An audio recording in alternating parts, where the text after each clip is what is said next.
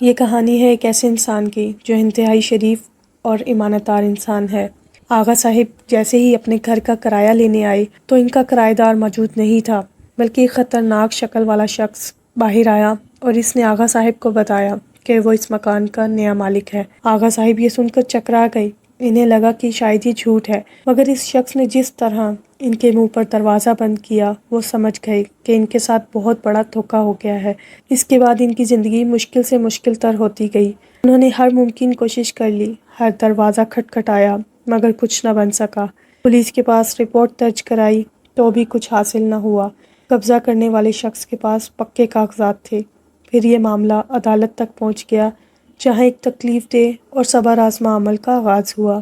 دن ہفتوں اور ہفتے مہینوں میں بدلنے لگے اور اس طرح کئی سال گزر گئے۔ آغا صاحب کے پاس جو کچھ تھا انہوں نے اس مقدمے پر لگا دیا، پھر زیور اور گھر کی قیمتی اشیاء بیچ دیں، آخر میں قرض لیا، مگر نتیجہ کچھ نہ نکلا۔ ان چند سالوں نے ان کی کمر توڑ کر رکھ دی تھی۔ انہیں احساس ہونے لگا کہ ان کی زندگی میں اس مقدمے کا فیصلہ کبھی نہیں ہو سکتا، اور وہ خود بھی بستر سے جا لگے۔ ان حالات میں ان کی اہلیہ ہی تھیں جو ان کا حوصلہ بڑھاتی تھیں اور صبر کرنے کا کہتیں۔ آخر ایک دن آغا صاحب پھٹ پڑے، نہیں ہوتا مجھ سے صبر، اور کتنا صبر کروں، کب تک صبر کروں؟ کہتے کہتے ان کو کھانسی کا دورہ پڑ گیا۔ وہ کھانستے کھانستے بے حال ہو گئے۔ اہلیہ پانی لینے دوڑی اور احمد بھاگتا ہوا آیا اور ان کی پیٹھ سہلانے لگا۔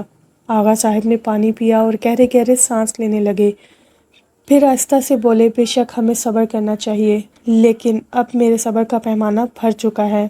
ہم نے بلا وجہ مقدمہ بازی کی، اپنی جمع پونجی بھی لٹا دی اور بال بال قرضے میں جکڑا جا چکا ہے، لہٰذا میں نے فیصلہ کیا ہے کہ اب ہم اس مقدمے کے پیچھے نہیں بھاگیں گے اور نہ کسی کے خلاف ہائی کورٹ میں اپیل کریں گے۔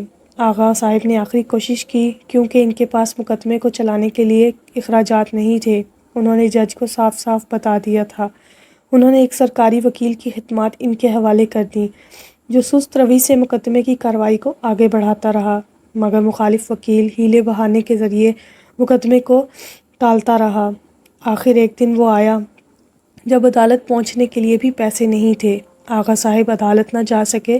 شام کو وکیل کا فون آیا کہ عدالت نے ان کے تمام ثبوتوں کو مسترد کر دیا ہے۔ بے بسی کے احساس سے آغا صاحب کی آنکھیں بھر آئیں۔ ان کے لبوں پہ گلہ آنے ہی والا تھا کہ ان کی شکر گزار اہلیہ آ گئیں۔ انہوں نے گہری سانس لی اور آسمان کی طرف دیکھ کر بولے، یا اللہ، جو تیری مرضی، ہر حال میں تیرا شکر ہے۔ شکر ادا کرنے سے ان کی طبیعت ہلکی ہو گئی۔ یوں لگا جیسے ان پر سے کافی بوجھ اتر گیا۔ اپنے سارے معاملات انہوں نے خدا کے حوالے کر دیے تھے۔ اگلے دن وکیل ان کو لینے گھر آیا۔